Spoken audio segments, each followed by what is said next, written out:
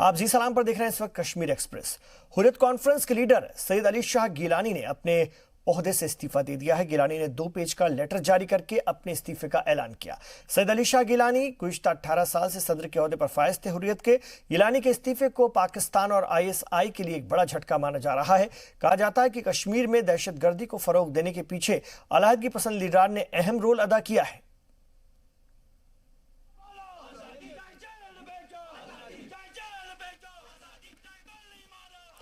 और सैयद अली शाह गिलानी का वो ऑडियो मैसेज भी हम आपको सुनवाएंगे जिसमें कि वो अपने इस्तीफे की बात कह रहे हैं।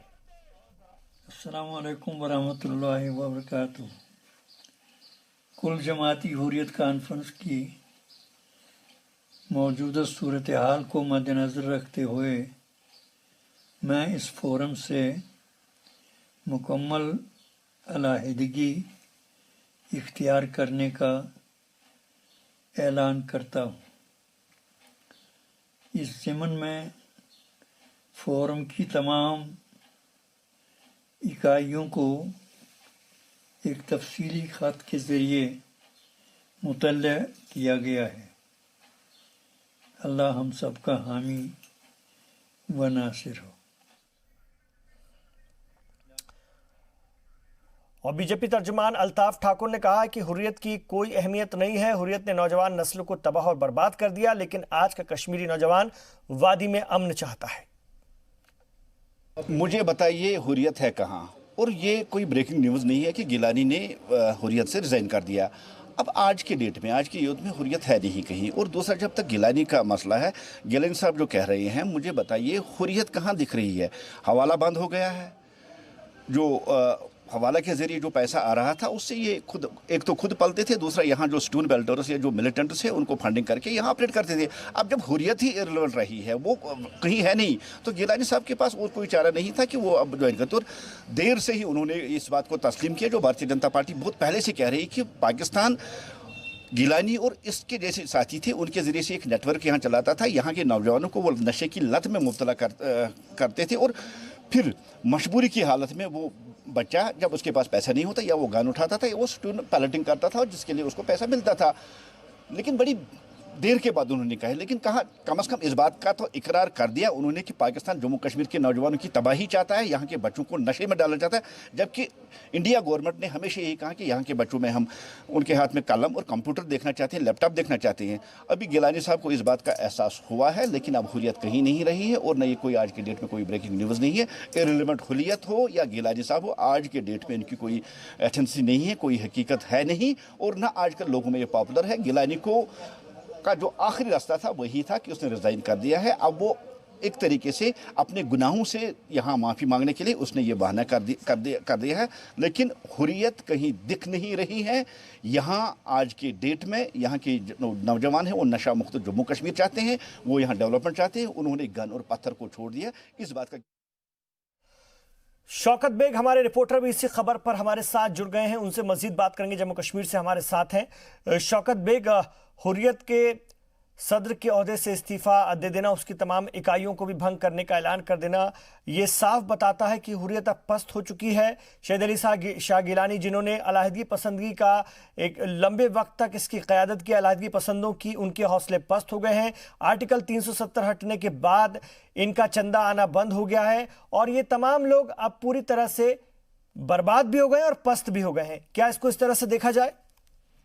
जी बिल्कुल इमरान, आप बिल्कुल सही बोल रहे हो। सैयद अली शाह गिलानी ने जो आज रिजाइन किया, उसके पीछे बहुत सारी रीजन हो सकते हैं। उनकी तबीयत नासाज बताई जाती थी और ये भी एक रीजन हो सकता है। और दूसरा रीजन, हुर्रियत अभी जो अलग अलग हुआ है उसमें मीरवाइज की कोई भी एक्टिविटी अभी तक सामने नहीं आ रही है। जब से बीजेपी सरकार जम्मू कश्मीर में आई है तब से कोई भी एक्टिविटी हुर्रियत कॉन्फ्रेंस की तरफ से नहीं आ रही है, चाहे वो मीरवाइज उमर फारूक हो या सैयद अली शाह गिलानी हो, और चाहे वो पिस्तूल टाइटिंग के हवाले से हो या हड़ताल के हवाले से हो। क्योंकि लोग भी अब समझ चुके हैं, काफी अच्छे से लोग भी समझ चुके हैं कि इसमें क्या सही है और इसमें क्या गलत है। शायद ये वजह भी हो सकती है कि उन्होंने रिजाइन किया कि लोगों ने उनका साथ छोड़ दिया है। जब से बीजेपी सरकार जम्मू कश्मीर में आई है और काफी सारी हुर्रियत लीडर्स बंद है, लेकिन सबसे बड़ा रीजन ये माना जाता है कि जो हाल ही में नारकोटिक या ड्रग्स की तस्करी जो कश्मीर में हुई है जो कश्मीर में हुई है और करोड़ों रुपए की मंशियात इसमें पुलिस की तरफ से पकड़े गए और उसका जिम्मेदार पाकिस्तान को ही माना जाता है। ये भी बहुत बड़ा रीजन हो सकता है। जी बिल्कुल।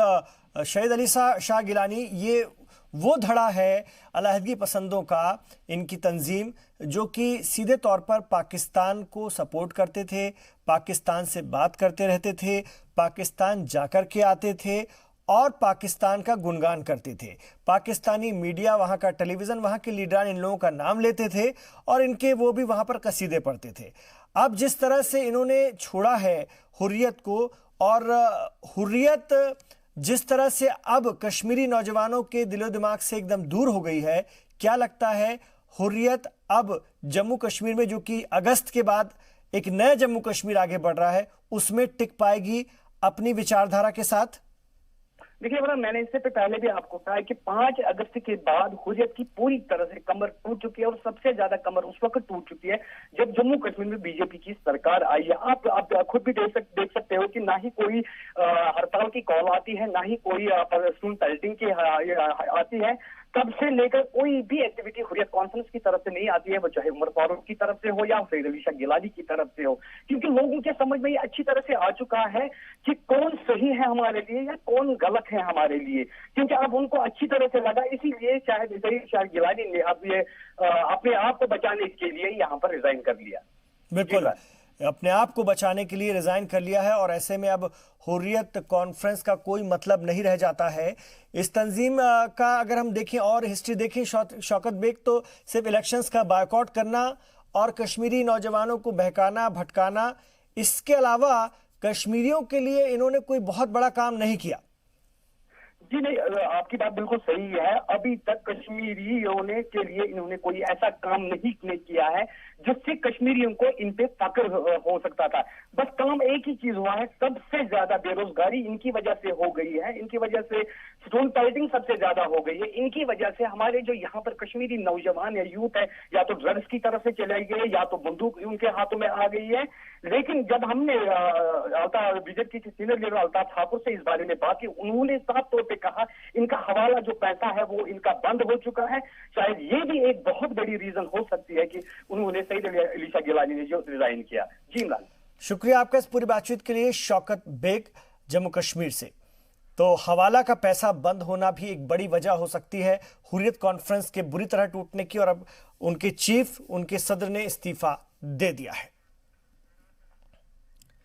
जम्मू कश्मीर में सिक्योरिटी फोर्सेस को बड़ी कामयाबी मिली है। अनंतनाग में सिक्योरिटी फोर्सेस और दहशतगर्दों के दरमियान एनकाउंटर हुआ, जिसमें सिक्योरिटी फोर्सेस ने 3 दहशतगर्दों को मार गिराया और इस एनकाउंटर में हिफाजती दस्तों के साथ जम्मू कश्मीर की पुलिस ने भी अहम ताउन किया है।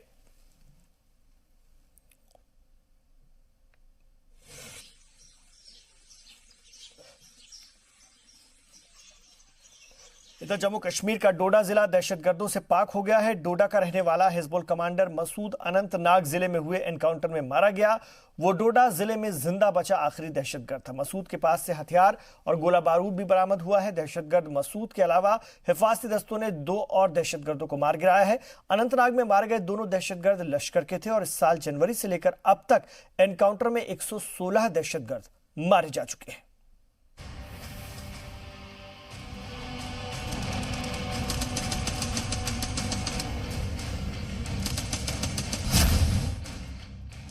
कश्मीर में दहशत फैलाओगे तो मारे जाओगे। फौज ने यह अज़्म लिया है कि कश्मीर की जमीन से दहशतगर्दी का जड़ से सफाया हो जाएगा। त्राल के बाद अब डोडा को दहशतगर्दी से पाक करार दे दिया गया है। जम्मू कश्मीर में फौज का ऑपरेशन ऑल आउट जारी है। अनंतनाग में हिफाजती दस्तों ने 3 दहशतगर्दों को मार गिराया। इस एनकाउंटर के दौरान जो सबसे बड़ी कामयाबी मिली वो थी हिजबुल कमांडर मसूद का मारा जाना। मसूद के खात्मे से कश्मीर का डोडा जिला दहशतगर्दों से पाक हो चुका है। मसूद डोडा जिले में जिंदा बचा आखिरी दहशतगर्द था। मसूद डोडा का ही रहने वाला था। दहशतगर्द मसूद के अलावा हिफाजती दस्तों ने 2 और दहशतगर्दों को मार गिराया है। अनंतनाग में मारे गए दोनों दहशतगर्द लश्कर के मिलिटेंट थे। जम्मू कश्मीर में दहशतगर्दों के खात्मे का काउंटडाउन कितनी तेजी से चल रहा है, इसका अंदाजा आप इस बात से लगा सकते हैं कि 2 दिन पहले ही त्राल को दहशतगर्दों से पाक करार दे दिया गया था। जम्मू कश्मीर के इस इलाके में 31 साल में पहली बार ऐसा हुआ है कि त्राल में हिजबुल मुजाहिदीन का एक भी दहशतगर्द नहीं बचा है। गुज़िश्ता 10 दिन में ही कश्मीर में 20 से ज्यादा दहशतगर्द मारे जा चुके हैं। 16 जून को शोपियान के तुर्कावन गांव इलाके में हिफाजती दस्तों ने 3 दहशतगर्दों को मार गिराया। 18 जून को अवंतीपुरा के पंपोर में एनकाउंटर में 1 दहशतगर्द मारा गया। 19 जून को अवंतीपुरा के पंपोर में 2 दहशतगर्द मारे गए। 19 जून को शोपियान के मुनंद इलाके में 5 दहशतगर्द मारे गए। 21 जून श्रीनगर के जदीबल इलाके में 3 और शोपियान में 1 दहशतगर्द मारा गया। 23 जून पुलवामा के बांदजू इलाके में 2 दहशतगर्द मार गिराए गए। 25 जून सोपोर में 1 दहशतगर्द मारा गया। 26 जून पुलवामा के त्राल में 3 दहशतगर्दों का खात्मा किया गया। 29 जून अनंतनाग में हिफाजती दस्तों ने 3 दहशतगर्दों को मार गिराया। दरअसल कश्मीर में दहशतगर्दों के खात्मे से अब पीओके से पाकिस्तान तक दहशत के आकाओं में अफरात तफरी है। कश्मीर में इस साल फौज दहशतगर्दों के खिलाफ सुपर सेंचुरी लगा चुकी है और अब मुल्क को दहशतगर्दों से पार कश्मीर की अच्छी खबर का इंतजार है। खालिद हुसैन के साथ ब्यूरो रिपोर्ट, जी मीडिया। बात करेंगे हमारे रिपोर्टर फारूक वानी से। जिस तरह से दहशतगर्दी के खिलाफ गुज़िश्ता दिनों से मुहिम चल रही है, उसके बड़े असर देखने को मिले हैं। डोडा पूरी तरह से पाक हो गया है दहशतगर्दी से। जी हाँ फारूक, आपसे ये जानना चाहेंगे, एक बड़ी ये हुसूलियाबी है कि डोडा जिला दहशतगर्दों से पूरी तरह से पाक हो गया। इससे पहले हमने आपसे सोपोर के बारे में बात की थी। शोपियान, अनंतनाग में भी दहशतगर्दों का सफाया किया जाता रहा और अक्सर ये मुहिम चलती रहती है।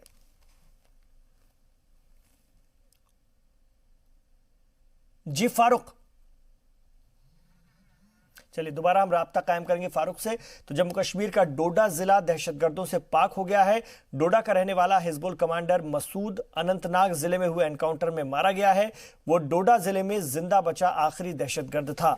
मसूद के पास से हथियार और गोला बारूद भी बरामद हुआ है। दहशतगर्द मसूद के अलावा हिफाजती दस्तों ने 2 और दहशतगर्दों को मार गिराया। अनंतनाग में मारे गए दोनों दहशतगर्द लश्कर के थे और इस साल जनवरी से लेकर अब तक एनकाउंटर में 116 दहशतगर्द मारे जा चुके हैं। इससे पहले साउथ और नॉर्थ कश्मीर के दोनों हिस्सों में ये मुहिम चालू है। फारूक वानी हमारे साथ जुड़ गए हैं, उनसे बात कर रहे हैं, फोन लाइन पर हमारे साथ हैं। जी फारूक, बड़ी कामयाबी, डोडा जिला दहशतगर्दी से पूरी तरह पाक हुआ।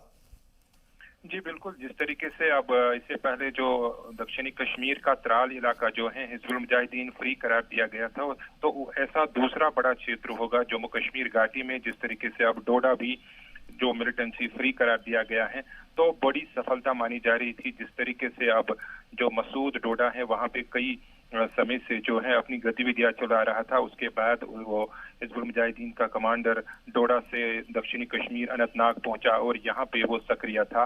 एक बहुत बड़ी सफलता मानी जा रही है। जिस तरीके से उसके अन्य 2 साथी थे लश्कर तैयबा को, इनको भी आज सेना ने मार गिराया। तो इसी के साथ अब तक जम्मू कश्मीर में जो आंकड़े हैं लगातार बढ़ते जा रहे हैं। जिस तरीके से एंटी मिलिटेंसी जो ऑपरेशंस हैं 116 के अधिक जब पहुंचता है तो वो एक बहुत बड़ी सफलता मानी जा रही है। और 36 मिलिटेंट जो है केवल दक्षिणी कश्मीर में मारे गए हैं अभी तक, जिनमें 6 टॉप हिजबुल मुजाहिदीन और अन्य संगठनों से जुड़े जो कमांडर हैं वो भी मारे गए हैं। और कम से कम जो पहले ही कहा जाता था कि 250 के करीब सक्रिय जो मिलिटेंट है, अब उनकी संख्या जो है 100 से अधिक अब आसपास पहुंची है। यानी 116 से अधिक जो मिलिटेंट मारे गए हैं वो एक बहुत बड़ी सफलता के रूप में उसको देखा जा रहा है जम्मू कश्मीर पुलिस और सेना के लिहाज से भी। तो इस तरीके की जो गतिविधियां हैं मिलिटेंटों की, उस पर कहीं न कहीं अब जो लगाम दिखती नजर आ रही है, उससे स्पष्ट होता है कि जो रणनीति अब जम्मू कश्मीर सरकार के साथ साथ जो मिलिटेंट या सुरक्षा एजेंसीज हैं और जम्मू कश्मीर पुलिस है, सुरक्षा बल हैं, कहीं न कहीं अब सफलता की ओर बढ़ रहे हैं। और उन्होंने इशारे भी किए हैं अब जिस तरीके से उत्तरी कश्मीर के बारामूला और सीमावर्ती जो इलाके हैं कुपवारा, लोला, हंदवारा, वहां पर भी अब जो एंटी मिलिटेंसी ऑपरेशन हैं वो शुरू किए जाएंगे। और जिस तरीके से 49 के करीब जो मिलिटेंट रिक्रूटमेंट किए गए थे इससे पहले, उसमें भी गिरावट आई है। उसमें से कई 29 के करीब जो मिलिटेंट हैं वो मारे गए हैं और 20-19 के आसपास जो बचे हुए हैं उनको भी अब ढूंढने के लिए बड़े पैमाने पर तलाशी की जा रही है। और जो विदेशी मिलिटेंट हैं, जैसे कि सुरक्षा एजेंसियों ने भी इशारे किए कि वो अब जो फॉरेस्ट एरिया है वहाँ ऊपरी इलाकों में घूम रहे हैं और वो डर की वजह से अब नीचे नहीं आ रही हैं, उनकी तलाश भी अब शुरू की जा रही है। सर्च ऑपरेशन किए जा रहे हैं दक्षिणी कश्मीर में। जी शुक्रिया आपका इस पूरी बातचीत के लिए फारूक वानी। जम्मू पोलोडा में district Congress committee Jammu rural की तरफ से पेट्रोल और डीजल की बढ़ती कीमतों को लेकर एहतजाज किया गया। इस मुजाहरे में कांग्रेस के सीनियर लीडर और कांग्रेस के साबिक वजीर मूराराम चौधरी धारू और सुखदेव सिंह, फार्मर एमएलए और दीगर लीडरान ने पेट्रोल डीजल की बढ़ती कीमतों के खिलाफ एहतजाज किया। मुजाहिरीन ने कहा कि अगर देखा जाए तो क्रूड ऑयल की कीमत काफ़ी सस्ती है और हम सरकार से कहना चाहते हैं कि अगर पेट्रोल और डीजल की कीमतों को कम नहीं किया गया तो कांग्रेस पार्टी आने वाले दिनों में मजीद मुजाहरा करेगी। जो मोदी सरकार रहते हुए जो मुल्क के हालात बने हैं और महंगाई इस तक पहुंच गई है कि आज हर गरीब आदमी जो है हर किस्म से परेशान है। आज डीजल पेट्रोल की कीमतें कहाँ जा रही हैं, आज देश की क्या हालत है, इन सब चीज़ों को देखते हुए आज आम आदमी वो परेशान है, गरीब मजदूर जो है वो परेशान है। इस आम चीज़ को देखते हुए आज पूरे देश में ये प्रोटेस्ट किया जा रहा है कि ये जो हालत इस देश की बनी है किस तरीके से इसे निजात दिलाई जाए ताकि आम आदमी जो है इस परेशानी से बच सके। आज का प्रोटेस्ट जो है वो इसी तरीके से हर पूरे कंट्री में हर जगह पूरे डिस्ट्रिक्टों में किया जा रहा है ताकि मोदी सरकार ने जो हालात इस देश में बनाए और महंगाई जो आसमान पर, और ख़ास करके आपने देखा कि आज तेल के जो रेट हैं, आज डीजल और पेट्रोल के जो रेट हैं वो किस तरीके से बढ़ रहे हैं, इससे देश की हालत जो है वो बहुत खस्ता हो गई है। 5 मार्च को इस सरकार ने पेट्रोल और डीजल की कीमतें 3-3 रुपये बढ़ाई और 5 मई को इन्होंने 13 रुपये पर लीटर डीजल पर और 10 रुपये पर लीटर पेट्रोल पर एक्साइज ड्यूटी बढ़ाई और 7 जून से लेकर आज तक 13 रुपये पर लीटर पेट्रोल डीजल की कीमतें बढ़ाई हुई है। आज 80 रुपये के नज़दीक जो है डीजल और पेट्रोल की कीमत पहुंच गई है, जबकि क्रूड ऑयल जो उसकी कास्ट 20 रुपये 48 पैसे पर लीटर है। प्रेसिडेंट साहब से अपील करते हैं ये जो कीमतें बढ़ाई हुई हैं ये रोल बैक की जाए। इसी कड़ी में आज हम एसडीएम नॉर्थ को हम जा रहे हैं। गुज़िश्ता कई दिनों से लगातार पेट्रोल और डीजल की कीमतों में हो रहे इजाफे की मुखालफत में पुंछ यूथ की तरफ से मरकजी हुकूमत के खिलाफ मुजाहरा किया गया। मुजाहिरीन ने पुंछ के मेन बस अड्डे पर जमा होकर एहतजाज किया। मुजाहिरीन ने कहा कि सरकार सिर्फ बड़े बड़े वादे कर रही है और हर तरफ डीजल और पेट्रोल की बढ़ रही कीमतों के सबब आम लोगों में अफरा तफरी का माहौल है। एक तरफ लोग कोरोना जैसी वबा से लड़ रहे हैं तो दूसरी तरफ ये बढ़ती हुई महंगाई और आवाम को परेशान कर रही है। हमारा हिंदुस्तान कोरोना की जंग लड़ रहा है और दूसरी तरफ आज हमने देखा कि हर दिन आप देखते हैं टीवी पे कि पेट्रोल के और डीजल के रेट जो हद से ज़्यादा बढ़ चुके हैं। मुझे ये समझ नहीं आ रही है कि बीजेपी गवर्नमेंट जब आई थी तो उन्होंने ये वादा किया था गरीबों को कि हम सस्ते से सस्ती चीज़ सब्सिडी देंगे पेट्रोल पे डीजल पे, मगर बड़े अफसोस की बात है कि आए दिन हमारे पेट्रोल और डीजल का रेट बढ़ रहा है। पेट्रोल और डीजल का रेट बढ़ने का जो मेन इसका असर है वो गरीबों पे पड़ता है। जो 125 को देशवासियों की जो आवाज़ है उसे आपको सुनना चाहिए और 125 को देशवासियों के साथ खड़ा होना चाहिए। और आप देखिए जो केरोसिन पुंछ डिपो में आता है वो केरोसिन जो है घर में चूल्हा जलाने के लिए आ रहा है, ना कि जो ट्रांसपोर्टर गाड़ियां जो यूज़ कर रही हैं। मैं बोलता हूँ डीसी साहब से और सेंट्रल गवर्नमेंट से ये रिक्वेस्ट है उन गाड़ियों को चेक किया जाए जो कि लोगों घरों का जो केरोसिन है वो गाड़ी में डाल कर जो गाड़ियाँ चल रही हैं, ट्रैक्टर ट्रालियाँ बसें जो हो गई हैं, ट्रक हो गए हैं, नौकर चल रहे हैं। केरोसिन पेट्रोल दिन के दाम बढ़ने की वजह से ही आम जनता के लोगों में चक्की के पीछे जा रही है। मैं एक कोरोना की वजह से हम लड़ रहे हैं, एक महंगाई से भी हम लड़ रहे हैं, एक भ्रष्टाचारी से भी हम लड़ रहे हैं। इसलिए हमारा ये नारा है तख्त बदल दो, ताज बदल दो, इन बेईमानों का राज बदल दो। बांदीपुरा में वाक़ई वुलर झील किसी तारीफ की मोहताज नहीं है, लेकिन कुदरत के इस शानदार करिश्मे की कद्र जितनी होनी चाहिए उतनी नहीं की जा रही है। ये रिपोर्ट देखिए। बर्फ की चादर ओढ़े पहाड़ और हरियाली के बीच वाक़े वुलर झील की खूबसूरती जिसने भी देखी वो यहीं का होकर रह गया। वुलर एशिया में सबसे बड़ी कुदरती मीठे पानी की झीलों में शुमार है, जो दुनिया भर के सयाहों को अपनी तरफ मुतवज्जो करता है। लेकिन जन्नत के इस टुकड़े वूलर को कुछ मकामी लोग और यहाँ की म्युनिसिपैलिटी नजरअंदाज कर रही है। तभी तो कुदरती खूबसूरती के सबसे बड़े मरकज के पास गंदगी फैलाई जा रही है और झील को नुकसान पहुंचाया जा रहा है। दरअसल आसपास के लोग झील में ही कूड़ा कचरा फेंकते हैं। लोगों की छोड़िए, म्युनिसिपैलिटी ने भी झील के किनारे ही डंपिंग साइट बना रखी है, जिससे शहर भर की सारी गंदगी झील को आलूदा कर रही है, जो झील और झील में पाई जाने वाली अलग अलग तरह की मछलियों को भी नुकसान पहुंचा रहा है। शिकायत मिलते ही बांदीपोरा के डीडीसी रविंद्र कुमार ने झील का दौरा किया और म्युनिसिपैलिटी के झील के किनारे डंपिंग साइट बनाए जाने पर रिपोर्ट मांगी। हमारे जो म्युनिसिपैलिटीज है, इसमें काफ़ी टाइम से डंपिंग लैंड फिलिंग हो रहा है, तो इसको दूर करने के लिए हम एक एक्शन प्लान बनाने जा रहे हैं, जिसमें कि जो साइंटिफिक तरीका है, जो वेस्ट डिस्पोजल का सॉलिड वेस्ट मैनेजमेंट प्लांट, उसके लिए हम प्लान बनाएंगे, जिससे कि एक तो वेस्ट जनरेट ज़्यादा ना हो, और जनरेट भी अगर वेस्ट होता है तो उसका डिस्पोजल इस तरीके से हो कि जो हमारा इन्वायरमेंट है उसको नुकसान ना हो। तो ऐसा कई जगह सक्सेसफुल हुआ है, हम उसी की तरह कोई मॉडल बनाएंगे। डीडीसी रविंद्र कुमार का कहना है कि वूलर झील के फरोग के लिए एक प्रोजेक्ट शुरू किया जा रहा है, जिससे इसकी खूबसूरती को और निखारा जाएगा। आपको बता दें कि अपनी फैमिली के साथ वक्त गुजारने के साथ घूमने की ये एक शानदार जगह है। यहाँ हाउस बोट्स और शिकारे झील में घूमने के लिए किराए पर लिए जा सकते हैं। झील को घेरे चारों ओर ऊंचे पहाड़ और यहाँ से होकर बहने वाली सर्द हवा आपको सुकून से भर देगी। लेकिन इसके लिए जरूरी है कि इंतजामिया वूलर को बचाने के लिए इकदाम करे और मकामी लोग भी वूलर को साफ रखें। ब्यूरो रिपोर्ट, जी सलाम। तो इन तमाम खबरों पर हमारी नजर बनी हुई है। आप रहिए जी सलाम के साथ।